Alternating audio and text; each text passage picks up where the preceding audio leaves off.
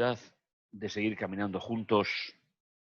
Reitero, como cada día al comenzar el programa, al comenzar estos encuentros, el agradecimiento al Señor por poder compartir con vosotros unos minutos, unos minutos de reflexión de la palabra de Dios. Como hacemos cada día a esta hora y en este canal, nos encontramos para poder compartir juntos estos encuentros espirituales de alabanza a través de la palabra de Dios, a través de la Escritura, que es finalmente el punto fundamental de nuestro acercamiento a Jesús. La lectura del día de hoy son dos pequeños relatos que Marcos nos cuenta y lo hemos titulado De rey a rey, la primera parte, y después veremos la segunda, que son los versículos a partir del versículo 6 del capítulo 15 de Marcos. Comencemos con nuestra primera aproximación, tal y como pues estamos realizando, estamos viendo, estamos compartiendo los unos con los otros la lectura de la palabra de Dios. Apenas se hizo de día. Si recordáis, en el programa anterior dejábamos a Pedro llorando después que cantara el gallo. Estaba amaneciendo. Y ahora, en este capítulo 15, versículo 1, ha amanecido, el sol está empezando a salir y será un día en que el gran sol de justicia sea momentáneamente atenuado, sea momentáneamente eclipsado por las decisiones de una buena cantidad de personas que tomaron decisiones incorrectas, decisiones que no correspondían con el sentido que tiene el ministerio de Jesús. Apenas se hizo de día, los sumos sacerdotes con los senadores, letrados, el consejo en pleno, prepararon su plan y atándolo, lo condujeron a Pilato y se lo entregaron. Pilato era un pequeño reyezuelo que había allí en Palestina, que era el intermediario entre el imperio y el pueblo judío, un hombre condescendiente, un hombre sin mucha personalidad, ya que estaba en una de las regiones del imperio más conflictivas que había por el entonces. Y se dejó llevar por las circunstancias, por miedo absolutamente a todo. Sabemos que el miedo suele amordazar a las personas, pero en este caso, él tuvo en sus manos haber parado en este momento las injusticias que el Sanedrín estaba cometiendo con Jesús. Por eso hemos titulado la sección como lo hemos hecho. Pilatos comenzó el interrogatorio y directamente pasa a acusarle de sedición, ya que el único jefe del Estado en la época era el emperador, ya que Pilato era un gobernador de una gran provincia. Y la pregunta es muy concreta. ¿Eres tú el rey de los judíos? La pregunta tenemos que verla en esta sección desde una doble perspectiva. Si es desde el punto de vista político, a esa pregunta es no. Porque desde Nabucodonosor, el reino de David fue incorporado como una provincia más en toda la estructura del imperio y estando en el imperio romano seguía exactamente igual. No sabemos por el texto cuál es la dimensión de la pregunta de Pilato, pero lo cierto es que la respuesta de Jesús es absolutamente ajustada a derecho. Tú lo estás diciendo. Es decir, Jesús convierte la pregunta en afirmación. Pero es cierto que para Pilato la palabra raíz tiene un significado y para Jesús tiene otro completamente diferente. Los sumos sacerdotes lo acusaban de muchas cosas.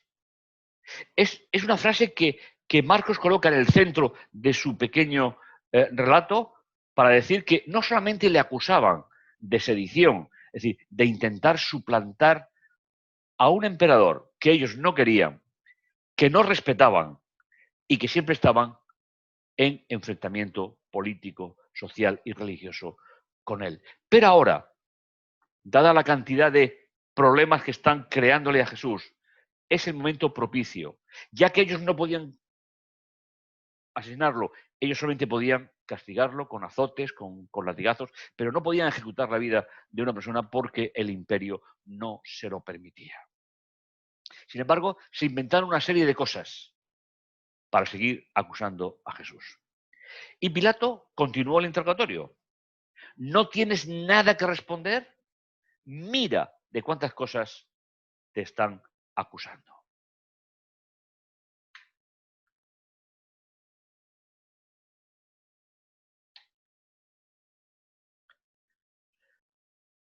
El rey condena al rey. Vamos a leer los versículos del 6 al 15, donde va a terminar esta escena que acabamos de ver.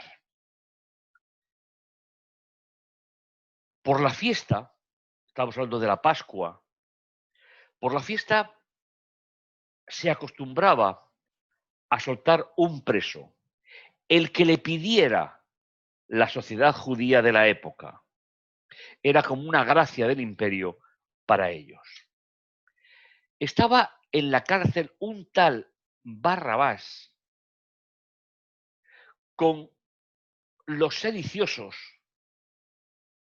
que habían matado a uno en la revuelta.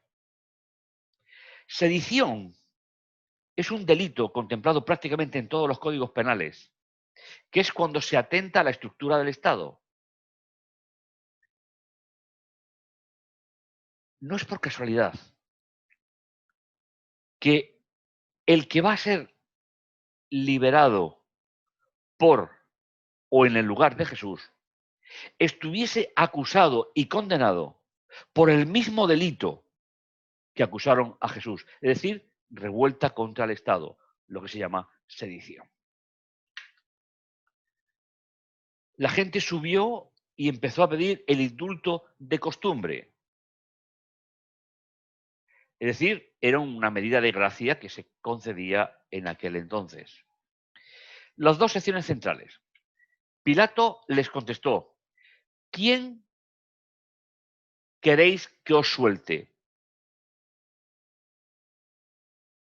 ¿Al rey de los judíos?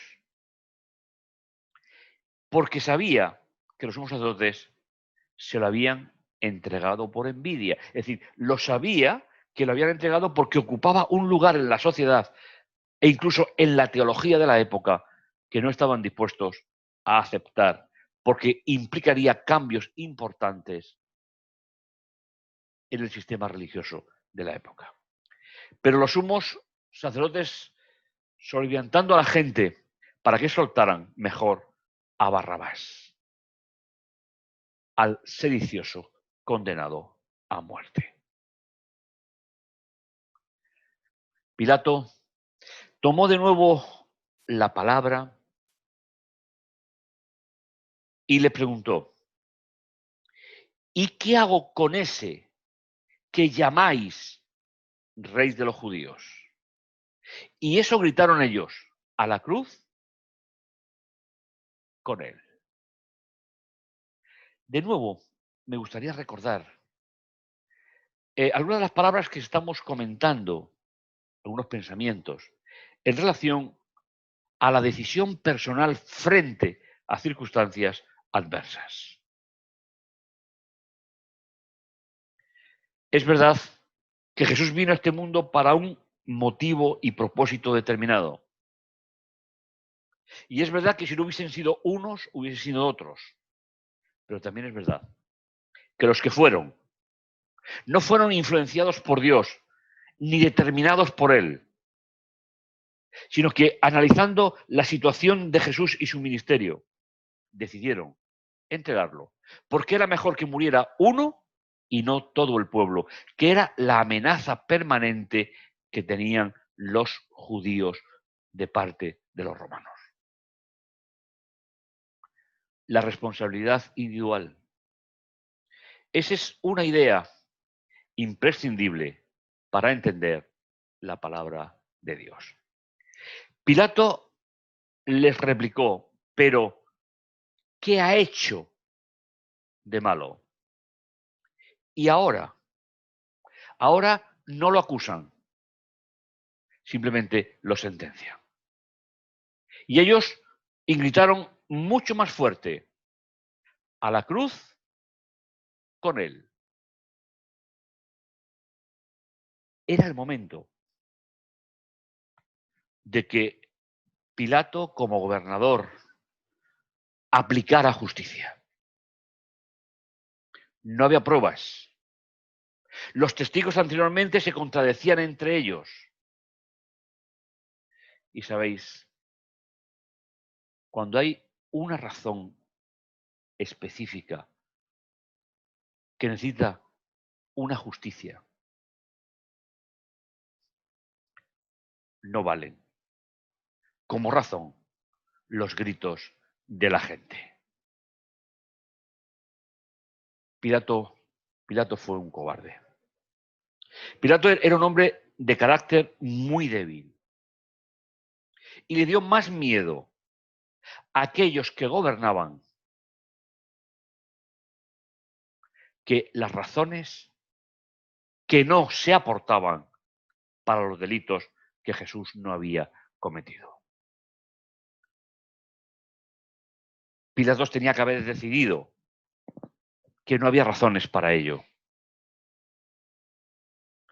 Pero tomando una decisión personal, entregó a Jesús.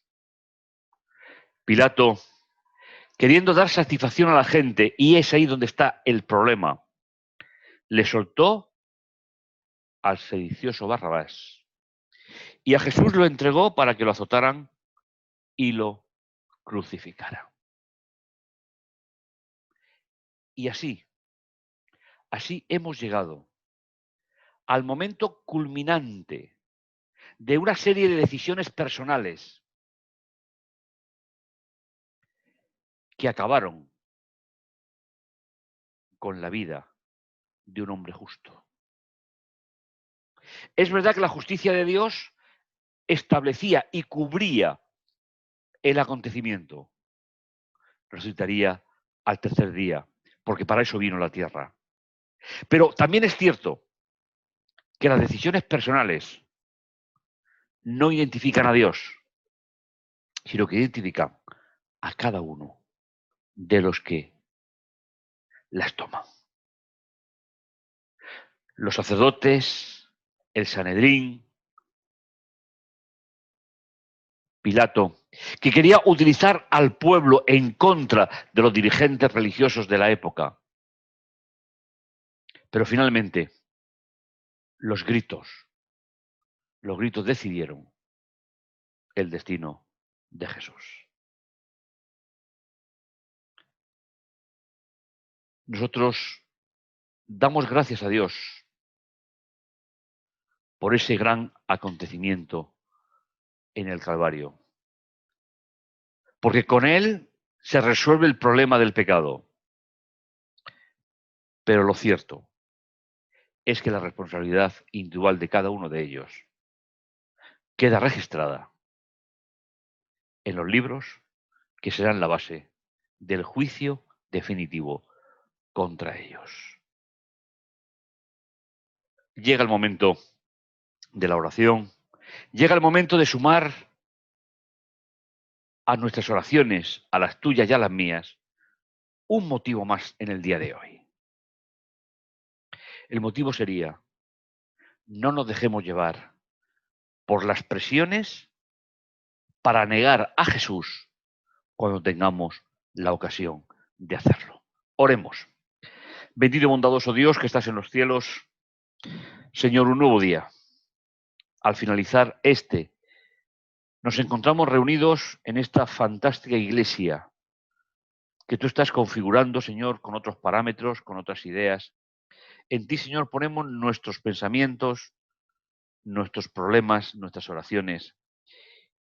Y como comunidad, Señor, nos sumamos en la ilusión de presentarte que ojalá no nos dejemos nunca llevar por presiones para ser testigos fieles de lo que hemos vivido junto a ti hasta que tú vuelvas. Gracias, Señor, por ese privilegio. Te lo agradecemos en el dulce nombre de Jesús. Amén. Pues bien, agradecidos al Señor por estar juntos, tenemos una cita a una hora, donde al reunirnos en el próximo programa, Dios estará en medio de nosotros. Que el Señor te bendiga, que el Señor te guarde y no olvides, tenemos una cita juntos en el próximo programa.